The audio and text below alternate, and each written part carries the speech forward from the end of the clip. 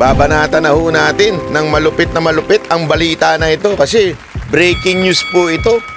Breaking news at nag-resign na po ang ating Vice President Sara Duterte sa kanyang bilang DepEd Secretary at saka sa NTF-ELCAC.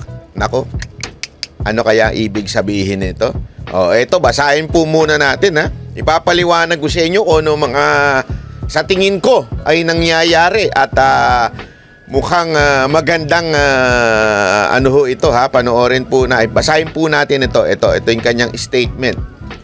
At 2:21 today, naku po, patay tayo dyan. June 19, Vice President Sara Duterte went to Malacanang and tendered her resignation as member of the cabinet. Naku po, patay tayo dyan. Naku, yari kayo. As a Secretary of the Department of Education and Vice Chairperson of NTF-ELCAC, effective today, July 19, 2024.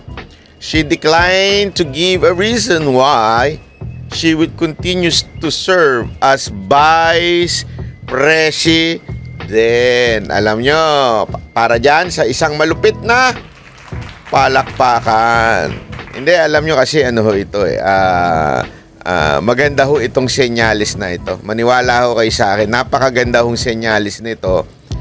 Dahil, ano ba ibig sabihin ito?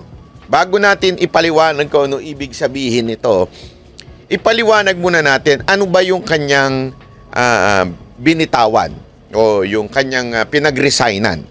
Ang kanya pong pinagresignan ay yung pagiging parte ng executive branch. Ano ho yun? Yung pagiging sekretary ng DepEd. Ano ho yung kanyang binitawan? Yung pagiging vice chairperson ng NTF-ELCAC. Parte rin ho yan ng executive. So, ibig sabihin, ng kanya ho talagang binitawan ay yung pagsama sa executive. Ano ho ibig sabihin nun? Bumitaw na po siya sa ating Pangulong Marcos. Naku po, patay tayo dyan. So, ano ho ibig sabihin ho nito? Ibig sabihin po, talagang wala ng unitae. Yun ho ang talagang ibig sabihin nito. Wala na hong unitae at talaga nga namang yung sinasabi nilang pagkakaisa noong eleksyon ay isang malaking katarantaduhan. Ibig ba sabihin, Banat Bay, ayaw mo sa isang mapayapang pagkakaisa? Hindi ho. Alam nyo, hindi ho kasi tama na nagkakaisa ang tao sa mali. Yan ho ang lagi nating pagkakatandaan. Hindi naman ibig sabihin na ayaw mo magkaisa ay ayaw mo na ng isang mapayapang gobyerno. Ang ibig sabihin po ng hindi pagkakaisa ay hindi ka nakikipagkaisa sa mga masasamang elemento. Ang tawag po kasi dyan, kahit sa paaralan, kahit sa mga opisina, minsan, di ba, tayo sinasabihan tayo, ngari sa opisina. Yung mga kasamahan mo, mga puro magnanakaw, di ba? Puro, ano mo yun, nagkakat ng kanilang, kanilang oras, nagkakat ng kanilang kung ano-ano mang trabaho. Tapos sasabihan kanila, wala ka namang pakisama. Di ba? Wala ka namang killjoy ka naman dyan. Pagka gumimik kami, gimik din tayo lahat. Inuman tayo. Kahit alam nyong may trabaho kayo na maaga bukas, yung mga kasamahan mo, lahat ng kasamahan mo, mahilig makipag banding-banding, ika nga, inuman. Tapos magagalit sa'yo at sasabihin sa'yo, wala kang pakisama. Ibig sabihin, hindi ka nakikiisa. Tanungin kita ngayon. Yun din po ang hinihiling ng mga ilan nating kababayan. Bakit di na lang kayo makipagkaisa sa gobernong to? Bakit di na lang kayo magkasama-sama tayo dito para umasenso?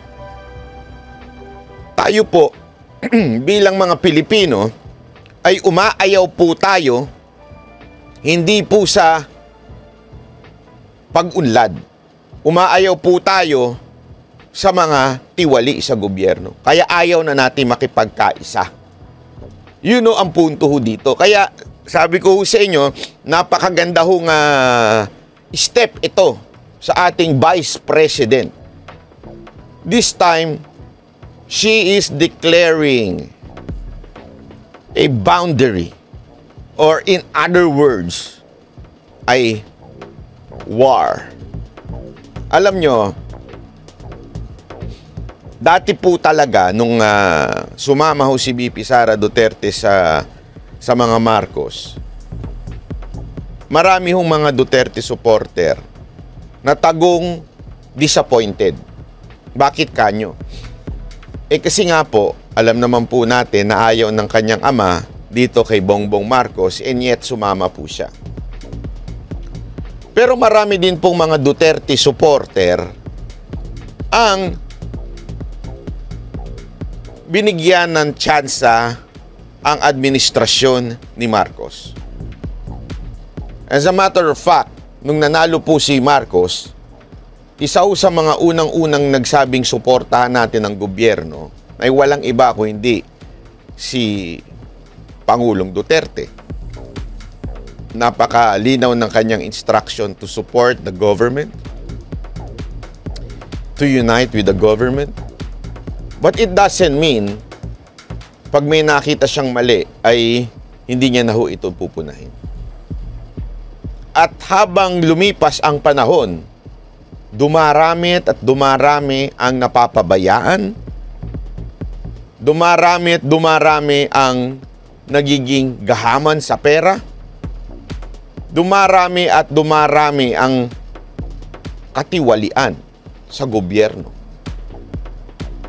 At ang resulta po nito, walang iba kundi ang kagutuman sa bawat Pilipino. Tandaan ho natin, tayong bansa ay napakayaman sa lahat ng bagay. Talento, likas na yaman, lahat to ay tayo ay napakayaman. Ngunit dahil sa mga tiwaling government official, tayo ay naghihirap. Yung mga proyekto ay nagiging substandard dahil kinakatkongo ng mga nasa gobyerno. Yan o ang katotohanan na hindi ho natin pwedeng i-deny. Kahit itanggi nyo ng itanggi yan, kitang-kita natin ho yan sa karsada. Hindi pa sira, ginagawa na. Di ba ho? Yung mga hindi natatapos na proyekto, yung mga substandard na proyekto. Hindi ko sinasabing wala nito dun sa mga nakarang administrasyon. Ngunit, ngayon ho ay palala ng palala. At nakikita natin hindi ho yan nilalabanan. Yan ho ang importante ho eh. Kasi sa laban ng kasamaan, okay lang naman na, sabihin, tanggap naman natin na lahat ng administrasyon ay may kasamaan. Ngunit dapat ang presidente ay dapat to lumalaban dito. Ang gobyerno ay dapat nilalabanan ito. Ang mga kawani, opisyal ng gobyerno ay nilalabanan ito. Pero tila, yung iba pang mga sekretary ang pasimuno nito. Kitang-kita ho natin yan sa mga nakaraang araw. Kaya nga ho, ang inaantay ng lahat ng mga Duterte supporter at ng lahat ng mamamayang Pilipino na pagod na, sawa na sa kahirapan, naiinis at galit na sa mga mapang-abusong politiko. Ang lahat po'y nag-aantay ng isang leader na tatayo para sa kanila. Naniniwala ako na ito ang simula, itong pag-alis ni VP Sara Duterte. Alam nyo, si VP Sara Duterte, if you would follow her, ito po ay napaka-honorableng tao. Ito po ay merong respeto, ika nga. Kahit ang kanyang ama ay may batikos sa Pangulo, kahit ang kanyang ama ay may batikos sa gobyerno, dahil membro ng gabinete ho itong kanyang itong si Vice President Sara Duterte, never ho siyang bumanat sa Pangulo. Tandaan ho natin yan. Ngunit this time, na hindi na siya parte ng gobyernong ito. Sa tingin ko, ito'y aking opinion lamang. Simula na ho ito ng kanyang pagpuna sa mga mali. Maaaring napuno na ho siya. Napuno na ho siya sa mga nakikita niyang mali. Lalong-lalo na ang ginagawa sa kanyang bayan o sa kanyang pinagmulan na Davao. Kita naman po natin ang abuse of power ng kapulisan diyan sa Davao, ng DILG diyan sa Davao. At yan po ang isang dahilan kung bakit malamang napuno na ho si VP Sara Duterte. Alam nyo mga kababayan, may kinaugnayan po ito doon sa pagbatikos ni Mayor Baste kay Senator Go. Si Senator Go, alam naman po natin, ay talagang pinakamalapit na kaalyado ni Pangulong Duterte. Kaya nga po malamang medyo nainis or na-realize ni Baste na tama na. Naintindihan namin yung posisyon mo bilang senador at bilang isang re-electionist. Kaya nag-play safe ito si Senator Bongo. Kaya niya siguro sinabi ni Baste na gusto niyang marinig ang mga taga Davao.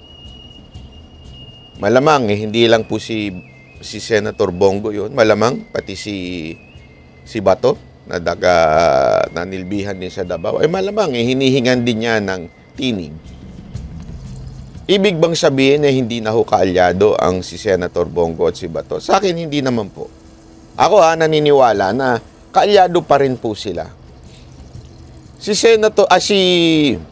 Pwede rin Senator Baste.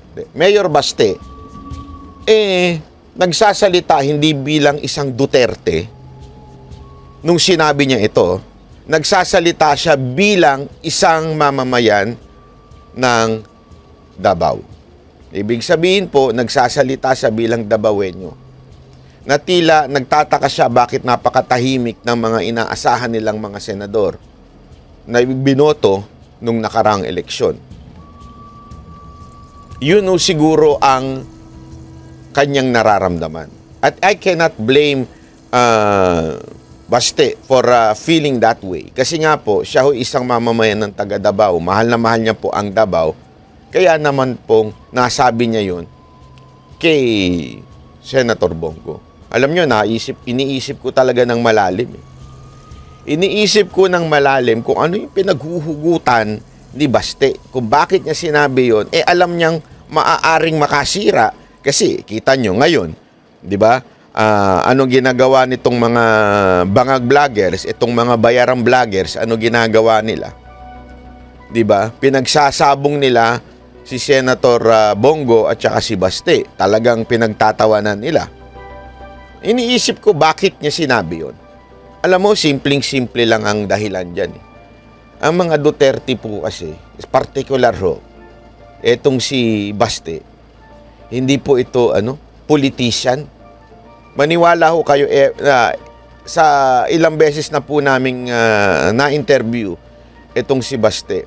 Isa o masasabi talaga namin dyan, hindi po ito politician. Kung ano'y nararamdaman niya, sasabihin niya kahit tamaan yung kaibigan niya, kakilala niya, babanatan niya. Hindi po ito politician to the point na sa kanya lang, kung ano lang yung totoo. Huwag na nating pagandahin, huwag na nating maging mabulaklak yung ating sinasabi ko ano yung totoo. Wala nang kaarte-arte. Ika nga. Ganun ang mga Duterte kasi. Kaya nga nakuha ni Baste yung talagang ni Pangulong Duterte. Ngayon, doon sa kanya sinabi na bilang isang Davaoenyo at pinupuna si Senator Bongo, anong kinaugnayan nito kay VP Sara Duterte?